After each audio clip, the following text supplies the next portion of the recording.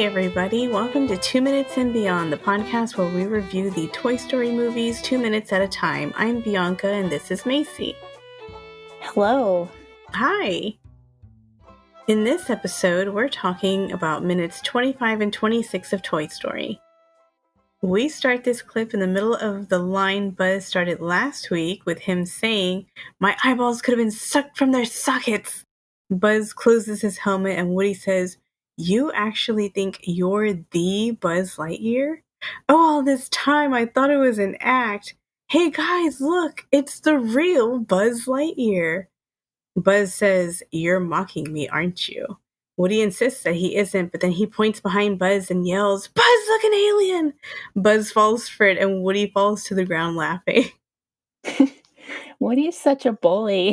He is. Honestly, in today's society, like if this movie came out, I'm pretty sure everybody would hate Woody. Woody would be canceled. He would. And honestly, that's just how it goes, but he is kind of a jerk. I mean, even when I was little, I was like, "Dang, this is an angry little cowboy." And you would think when he realizes, oh, Buzz isn't like he's not joking, he really thinks he's the Buzz Lightyear, that he would maybe stop making fun of him, but he just goes harder. I think it's just like some of those people that think like, well, if I make fun of them enough, they'll stop doing what they're doing and, you know, come back to reality. But sometimes that doesn't work. It just makes it worse. And everybody else just thinks you're a huge jerk. And that's the way the toys are. They're just seeing Woody being Woody. And they're like, oh gosh, he's such a jerk. I know. But yeah, that doesn't work though. If someone is literally delusional, it's not like making fun of them is gonna make them stop. Exactly. And it's also like when you have like a patient with Alzheimer's or dementia where people, they're in their own reality and these people are like, "Well, no, you have to bring them back to reality." I'm like, "No, that makes it worse." They get angry, they get sad, and it's like just let them live in their little world. Not to say that Buzz has dementia, but I mean, he's delusional. he's It's delusional. similar in some ways.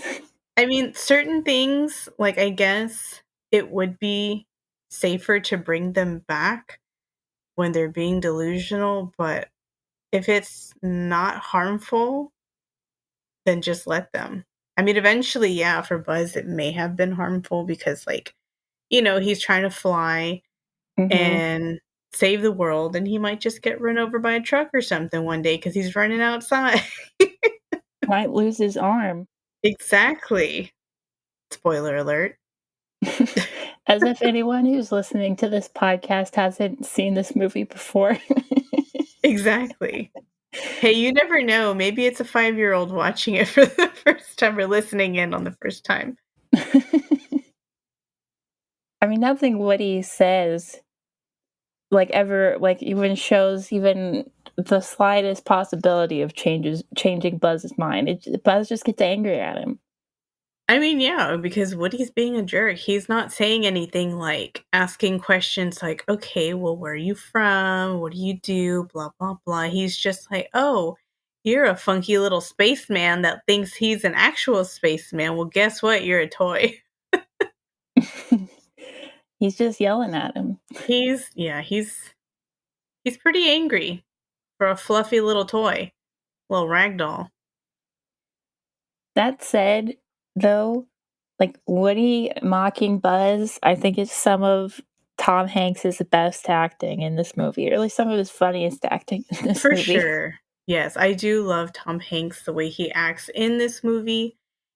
Well, for me personally, he's one of my favorites. He's just, a really good actor to me, but then when he does voice acting, it's still high quality.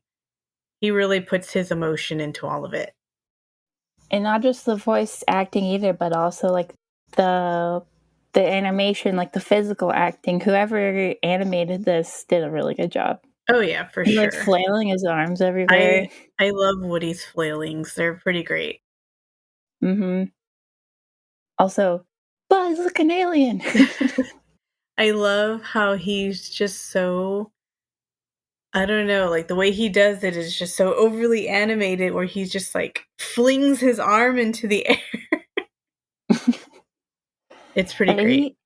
he literally is like a bully on the playground or something, just being like, "Hey, look over there. What's that? What? Oh," and then he laughs. Yeah, for sure. That's very, very childish bullying of him. 10 out of Mhm. 10 do not approve. Let's cancel Woody. Woody's canceled. The name of this podcast, Woody's canceled.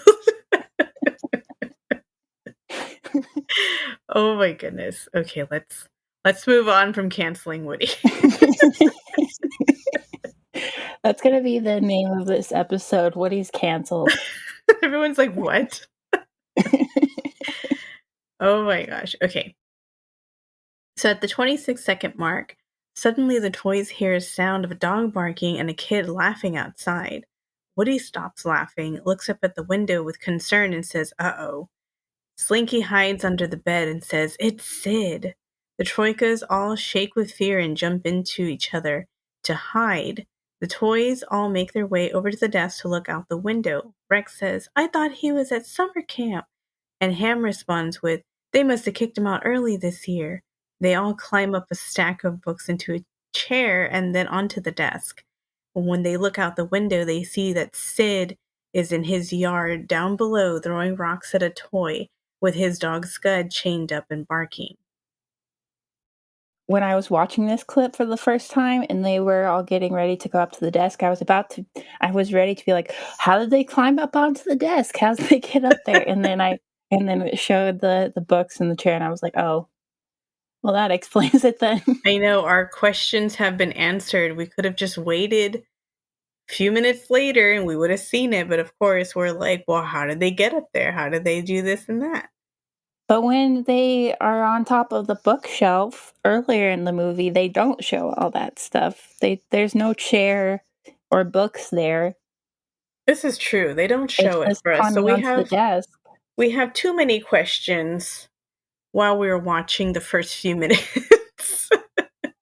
Too many questions that in the end of it all don't really matter that I much. know. It's honestly, in all honesty, I never noticed this until we started the 2 minutes at a time nitpicking all of the scenes. And when I'm looking at it, I have all these questions, and we're just going to have to add these questions to Jared's letter that he's writing to Pixar.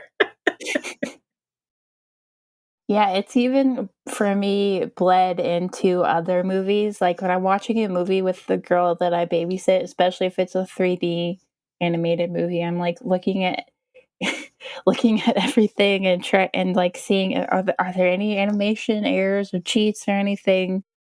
Oh, yeah, for sure. I started doing that too with a couple of shows that I'm watching and going through it. I'm looking at the rooms, like whatever the room the characters are in, or I'll look at like scenery to see if anything's changed. And if there's something, I'm like, look, there it is. There's a continuity error.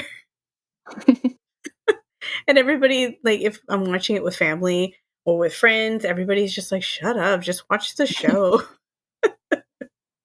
This podcast is ruining Our our entertainment lives. experience of every of other TV shows and movies as well. I know for sure. I'm not enjoying that part of it. I'm like, man, I could have just been thoroughly enjoying each show the way I normally enjoy it. But now I'm analyzing everything like I'm a forensic scientist. Do you want to hear some information and stuff about Sid? I sure do. So I've got some stuff from our sacred text, Toy Story, the art and making of the animated feature. There's a quote from John Lasseter here saying, "Sid started out essentially as a surrogate for us to regress to being 10-year-olds. No big story arc for him, no agenda. We took what we knew about setting off cherry bombs and bugging our little sisters and all the stuff we did to our toys as kids and rolled it into one character." And there's another quote also from John Lasseter. It says, "When Sid hit his furthest flung orbit of bad boy extremity, some of the people at Disney said, 'This is a kid we don't recognize anymore. He needs to go back to being somebody people can look at and say, I knew a kid like this.'" There's also a quote from Joss Whedon. It says, "Sid's personality was kind of hard to find because nobody is out and out evil. In the end, I think he's the character you identify with the most because he has a great imagination. And his imagination is the key to his voice. Because once you think of the games that he's playing, then he can be overtly malevolent and say evil things and rub his hands together and do his evil laugh because that's all part of the game." And it also talks about how Sid blowing up the Combat Carl was inspired by something that Andrew Stanton did to a toy as a kid. Oh gosh. He says, "We made an M80 into a little backpack for him," laughed Stanton. "I told John that story, and he said, okay, that's how we'll introduce Sid." He blew him up in some field owned by his friend's family. That's honestly, Blew up a toy. that's fantastic to know that that's an actual real life thing that one of the animators did. Hmm. That's great. I did not know that that was an actual thing they did. It also talks about how um, it says, "At one point, the story team tried beefing up Sid into a full tilt bullying nemesis for his neighbor Andy. They began generating scenarios of jealousy and rivalry between Sid and Andy, but that approach threw the plot line out of balance. Sid was taken to gruesome extremes," says Stanton. "Various storyboards depicted him aiming staple guns, slingshots, and darts at the hapless dolls. He got so sadistic, it was as if he understood that these toys would feel the pain or that they would suffer." That's pretty dark. That's honestly something that I would see like College Humor make or something to make fun of the whole Toy Story thing. I kind of like the idea of um, Sid being like Andy's nemesis, like the Yeah, bully, Andy's bully. that would have been a fun concept, but it is true that it would have thrown the plot off because that would have been like Mhm. a whole other plot on its own.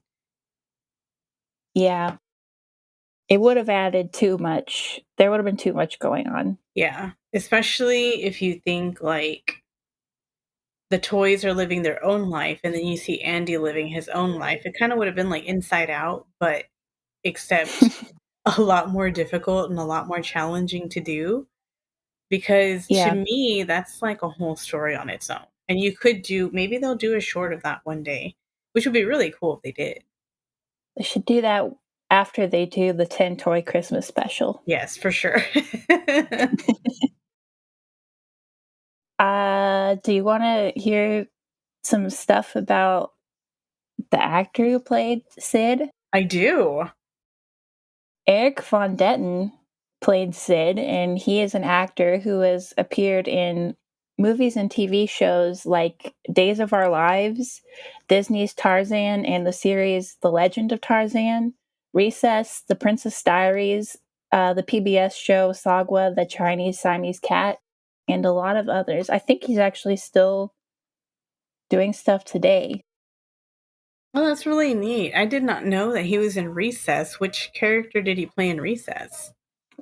Let me see. I don't remember. I never really watched that show, so I don't know all the characters. That's okay. Oh, yeah, he played Erwin Lawson. Oh, okay. Yeah, I know who that is. I was surprised to find out that he was in Sagwa, because I used I to watch that know. show. I used to like Sagwa too. I didn't watch it too much because at that time I was already starting to get like older and I wasn't watching as many cartoons on TV. But I did get to see part of Sagwa and I thought it was like a really cute concept. I just never really watched the thing in its entirety. It was a good show. I enjoyed it. That's all I have about Eric Von Detten. Not too terribly much. Oh, I do have one more thing about Okay. this little section, though. At 41 seconds, you can see as they're all coming up to the window, you can see like Bo use her crook to jump over from the nightstand to the desk. Oh, that's cute. That's a cute little tidbit. Never paid Yeah, and attention to Bo. I never realized that she used her crook in any way like that before, like Toy Story 4. That's really cute. I like that they use certain characters like features or accessories that they have and they use it in the movie. Mhm. I'm trying to think of another one that I've seen in Toy Story that I thought was really cute. I can't think of it right now, but I know that Pixar does like to do that, so I like that they added that too, even though I've never noticed it. That's really cute. Yeah, I hadn't noticed it before either. Okay, so at the 45-second mark, Mr. Potato Head says, "Who is it this time?" Woody can't tell, so he asks where Lenny is. Lenny appears and says, "Right here, Woody." Rex says, "Oh no, I can't bear to watch one of these again." Woody looks through Lenny and sees a Combat Carl action figure attached to an explosive. Buzz appears and asks what's going on, and Woody responds with, "Nothing that concerns you spacemen, just us toys." Buzz pulls Lenny away, saying, "I'd better take a look anyways." Buzz looks through Lenny and asks, "Why is that soldier strapped to an explosive device?" Woody moves Buzz to the right and says, "That's why, Sid." But Buzz can only see Scud, so he says, "He sure is a hairy fellow." Woody looks through one of Lenny's lenses and says, "No, no, that's Scud, you idiot. This is Sid." He moves Lenny to show Buzz Sid, who is laughing maniacally. I love that Buzz is just kind of not all there. Yeah. There's not really much to say until we see the second part, so let me go ahead and continue with that. Well, Or do you have information? I have stuff to say. Oh, please I think do. Lenny is adorable. Oh gosh, yes, I love Lenny. He's one of my favorites. I like him a lot. I thought up until getting ready for this episode that he was voiced by Jeff Pigeon, but according to Pixar Wiki, he was voiced by Joe Rampt. Oh, really? Yeah, I didn't know that either. yeah. I don't know. I don't know why I thought Jeff Pigeon. Probably because he does a lot of other voices in this movie. In fact, I might have even mentioned on the podcast before. I might have even said it was Jeff Pigeon, but it's not. Oh, well, there we It's go. Joe We have an Rampt. answer. Also, we've talked about this before and about how they shouldn't be able to see with Lenny that far away. Yeah, exactly. I feel like his little googly eyes would get in the way. Like, could you imagine trying to look through Lenny and you just see his little googly eye moving around? It's more of the strange binocular logic in this movie. I know, it just doesn't make any sense. But you know what? It's Toy Story. We love it. So, Yes. I also, Sid is yelling something at around the 1 minute and 4 second mark. And it sounds like, I know your leg is cramping, but, and then I can't make out exactly what he's saying. It sounds like he's saying like, but you can't move or something like that. yeah, something. I've noticed that he was saying something too, but I couldn't really hear. Like, I know they do that a lot when they're trying to just make it sound like background noise, and sometimes they just give them gibberish to speak. So maybe that's what's happening here. They're just like, say stuff that a 10-year-old would say in a war scenario.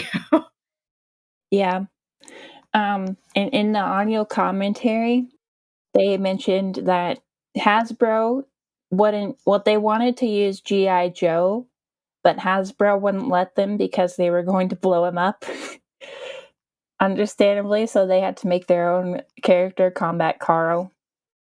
I mean, that does make sense. You would not want to see your own product being either abused, blown up, or slandered in any way. So they're like, no, no, you can't use it. And then also from the audio commentary, they said that all of the combat Carls are the same model as the Green Army Men. They're just like scaled up larger. Oh, okay. I didn't know that. Now that I look at it, he does look like the little green army men, but they just slapped on more skins to him, so he actually looks like an army figure and not just like a little man. Green plastic. Yeah. That's pretty neat. Yes. Although the model that they use for him in Toy Story of Terror in Toy Story Yes. 4 definitely isn't a Green Army Man. That is my favorite. I love Combat Carl. I would say that aside from like the main characters, from the side characters, he's my most favorite side character. I love that they made him an actual character later on. Me too, because that's really sad that they just left him like blown up in the first movie. I'm like, give him a comeback. Poor Combat Carl. Yeah. They even did like those fake little 2D animated commercials with Oh him, or like yeah, they PSAs did. that were in Toy Story of Terror. Yes, those were really Those are cute. good. I like Like that. like those old like cartoon character PSAs from the 80s or something. Yeah, that's really cute. I like that they did that because I remember seeing stuff like that growing up. Yeah, that was pretty neat. Also, I noticed that you can see the globe like behind them on the dresser in this Mhm. scene. And I was thinking until I started getting ready to do the next episode that we're about to record, I was like, but how did the globe end up on the other side of the room? Because it falls the bulletin board like falls on the globe and the globe like rolls and like chases Buzz. So Right. like how did it move from behind them on the dresser to the desk? And then I realized, oh, the globe was in a moving box or something on Andy's desk later on. So that was Oh, why it okay. moved. Yeah, that makes sense. And I was thinking too, like, if he's cleaning that one area, he could have just set the globe on the other side, and while he's finishing packing everything up, then he'll put the globe in a box. Because yesterday, I rearranged my room and I moved everything about 20 different times trying to get everything moved around. So that is totally believable that like he would move it, especially since Yeah. he's moving. Mhm. Gosh, I hate moving. Like one of the least favorite things I like doing. I haven't had to do it in 18 years, and I don't look forward to ever having to do it again. Oh gosh, I know. And I'm the type of person that's like, yeah, I'm never going to move my stuff because I like the layout of my room. And then, like, half a year later, I'm like, it's time for a change. And I move everything again. So I'm like, okay, I just need to stop talking. Okay, so are we ready to move on? That's all I have to say Okay. about that section. Let me move on. Okay. At the 1 minute 18-second mark, Buzz looks at Woody and says, you mean that happy child? Potato Head says, that ain't no happy child. And Rex adds, he tortures toys just for fun. We see Sid throw a cinder block at Combat Carl, and Buzz says, well, then we've got to do something. He jumps to the edge of the window. Bo gasps and catches him by his arm with her crook, saying, what are you doing? Get down from there. Buzz responds, I'm going to teach that boy a lesson. Woody makes fun of him, saying, yeah, sure, you go ahead. Melt him with your scary laser. Woody pushes Buzz's laser buttons, and Buzz pulls his arm away and yells, be careful with that. It's extremely dangerous. Lenny notices Sid about to light the explosive and yells, he's lighting it, hit the dirt. Everyone jumps back and it goes off with a loud boom. So this whole scene right here is just like so many things are happening. There are a lot of things happening.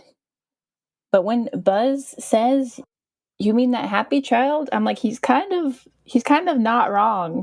I mean, he is happy, enjoying what he's doing. He's having fun. It's just dark, twisted fun. Yeah, he's being imaginative. He's playing in his own way. I don't know if I would say that Sid is overall happy because he doesn't seem like he has the greatest home life. Honestly, yeah, I think that has a lot to do with the way Sid turned out. Also, like if he's at school and he's hanging out with the wrong crowd, that might also fuel his imagination to be the way he is. Hmm. So, I mean, I know a lot of people are like, "Oh yeah, Sid's the bad guy and he's just evil all around." I'm like, "No. I really don't think that." Like, yeah, he's portrayed as the bad guy because of the way he plays, but at the same time, it's like I don't know, like to me, I just feel like he's a misunderstood child. We need like a Wicked or Maleficent style prequel For Sid. about Sid and why he became the way he is and how he's not actually evil. That you know what? That needs to happen. It's gonna be like a redemption prequel. Oh my There gosh, you we need go. that to happen. I feel like honestly, if he had the family that Andy did, maybe he wouldn't be as dark and twisted. I don't know. I feel like Maybe. he's I feel like he has potential, but he's putting it in the wrong direction. Yeah. He's very creative, but he's not using it for the most in like the most constructive ways. Exactly. It's just like when you see kids at school that are like being creative, but it's concerning creative, and you don't want to crush their creativity, but you want to direct it to where it's not like dangerous, so to speak. I wonder I wonder if Andrew Stanton was one of those kids. You know, I'm very concerned for Mr. Stanton now. I mean, it seems like he's directed his creative energies in more positive ways. Yeah, I think honestly, kids that are like that are really creative and they just don't have an outlet for their creativity, especially if their home life is not the best, which appears to be Sid's situation, as we'll get to that later on.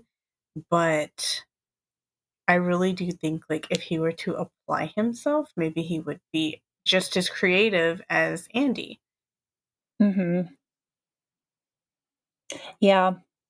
I like how we psychoanalyze fictional characters. It's one of my favorite I pastimes. mean, I think it's a lot of people's favorite pastime.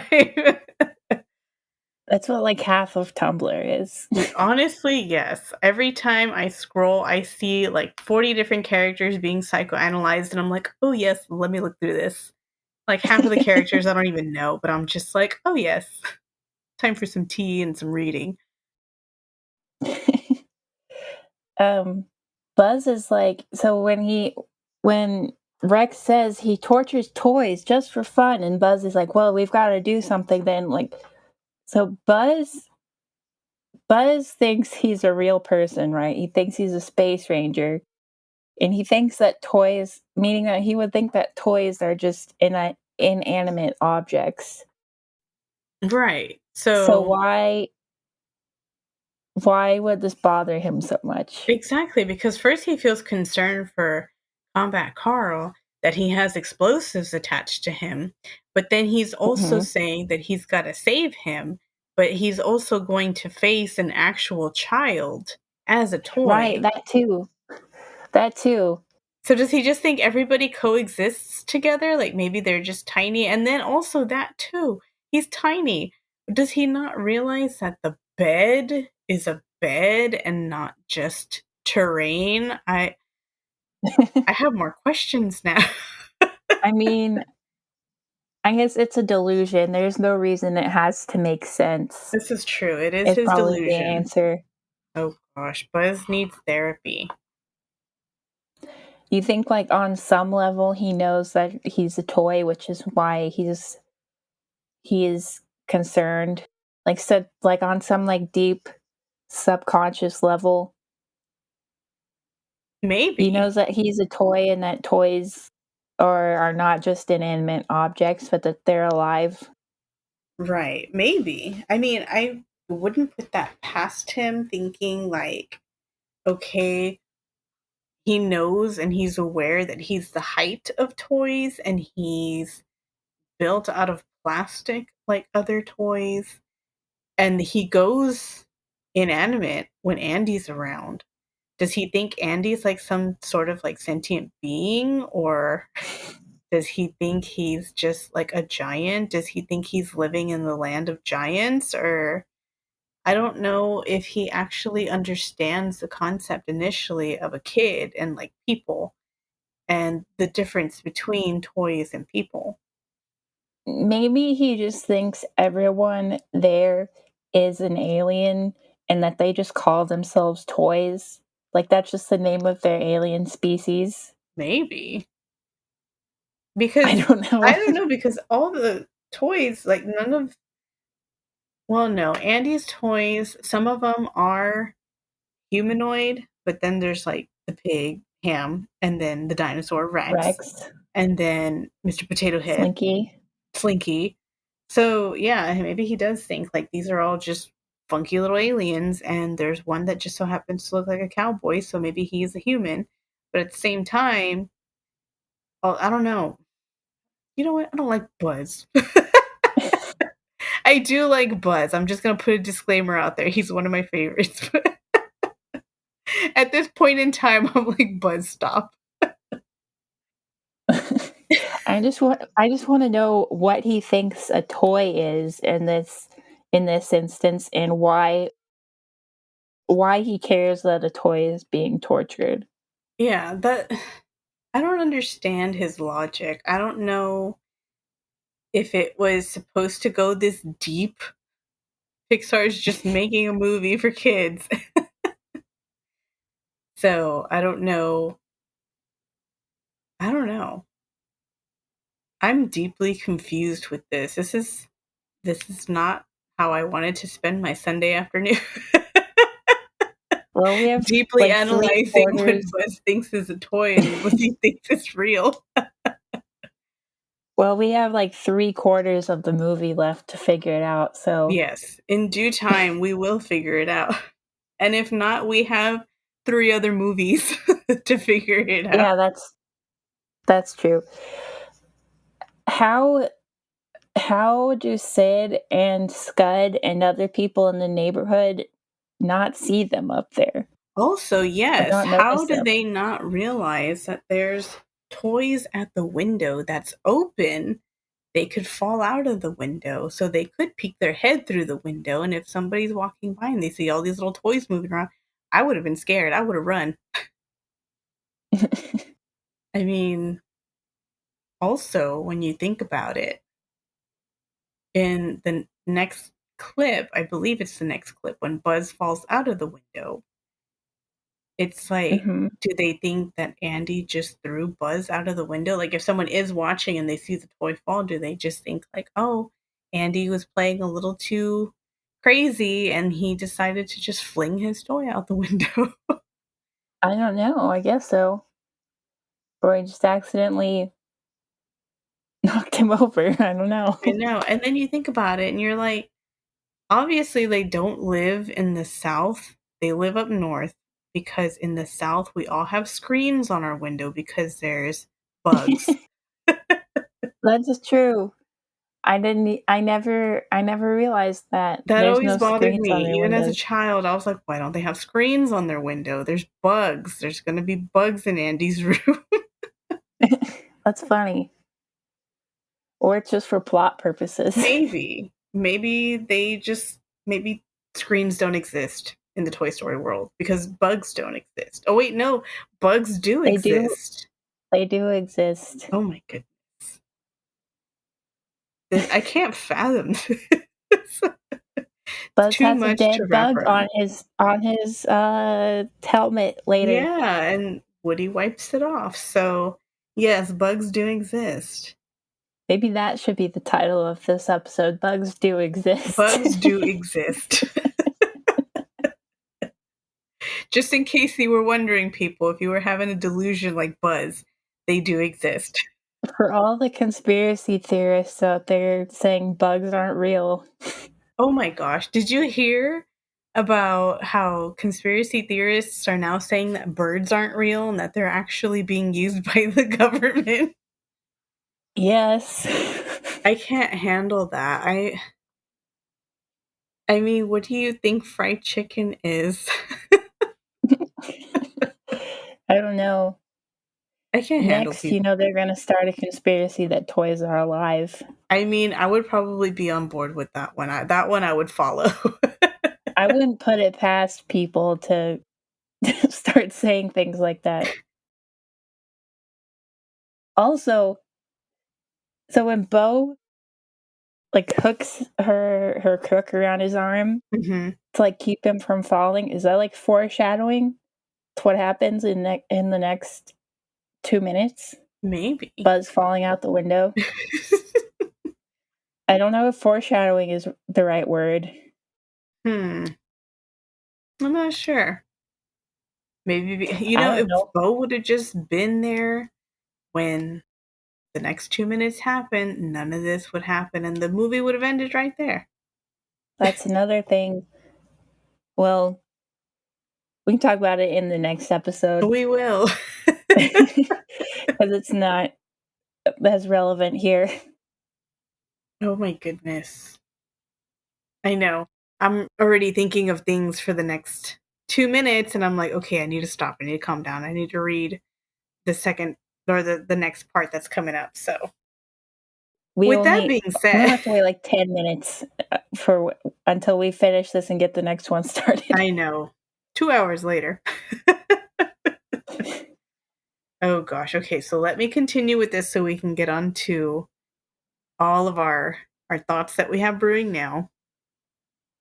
At 1 minute 49 seconds, debris flies around after the explosion and the toys slowly start to look out the window again.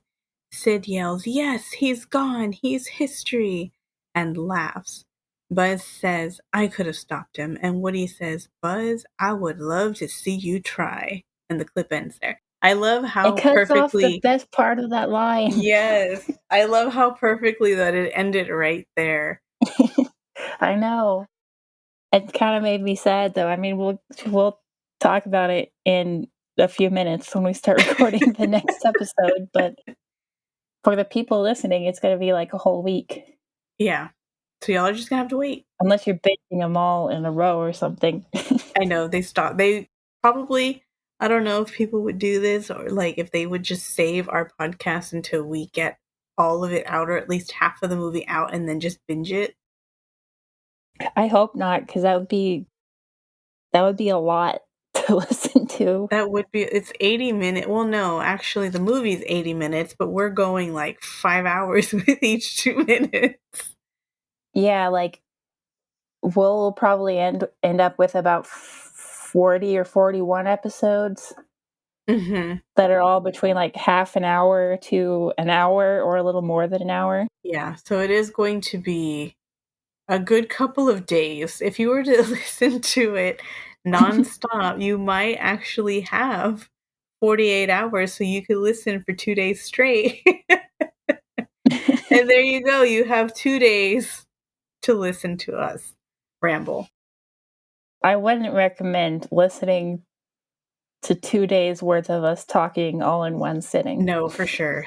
Do not try this at home. I mean, you can listen to us at home, but don't try to binge. Should we talk about the deleted scene? Ooh, yes. I did watch that. You had sent it to me just before this video, so I was able to watch it. Yes. So there's a deleted scene that happens would have happened right around this spot in the movie called Shakes the Rattle, and it's about this this character shakes the rattle. That's it's a tiger teething ring. I assume it's one of Molly's toys. But he's got like this, his name is Shakes, and he's got like this gruff voice. And it says that it's inspired by Quint, the Robert Shaw character from the movie Jaws. Okay, yeah, no, I can see that. Yeah, it's like, and it's like this whole almost horror movie like scene. And the tiger teething ring is talking about Shakes the Rattle and what happened to him when he somehow got stuck in Sid's room. And it says that eventually the character sort of morphed into Mr. Shark somehow. They don't really explain that. But they said that it was the scene was cut because it was too different from the rest of the movie, and it felt like out of place. But it's very strange. It is strange, and it does not feel like it matches any of the movie. I do like the concept of it kind of like paying an homage to Jaws or like any type of horror movie, but it doesn't really like he just shows up real quick and then he leaves. Like if he had more of a part in the movie, then maybe it would have worked. But honestly, if they just do that and then he leaves and never shows up for the rest of the movie, it wouldn't make sense. I wonder if he was the inspiration for the character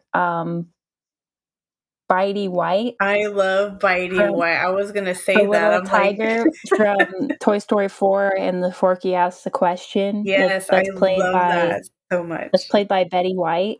I love that they did that where they just changed all their names to sound like the actor or the actress that's voicing them. So like Bitey White and then Cheryl Burnett. Yeah, but it's a tiger teething ring, and it's like, I mean, it's a more friendly looking teething She's ring. very cute. She's a very cute Yeah, little ring. yeah, but I have to think that that was some inspiration for that somehow. I think so. I think they may have recycled that. They saw that in their deleted scenes and says, "Hey, this is still like a fun character. Let's use it for something else, even if it is just like a short," which is what they did eventually. Yeah, well, and she was in Toy Story 4 Oh, that's right. She was in in Toy the Story closet. 4 in the closet. Yes, I remember that. That's really cute. Dang it, I need more Bitey White in my life. Same.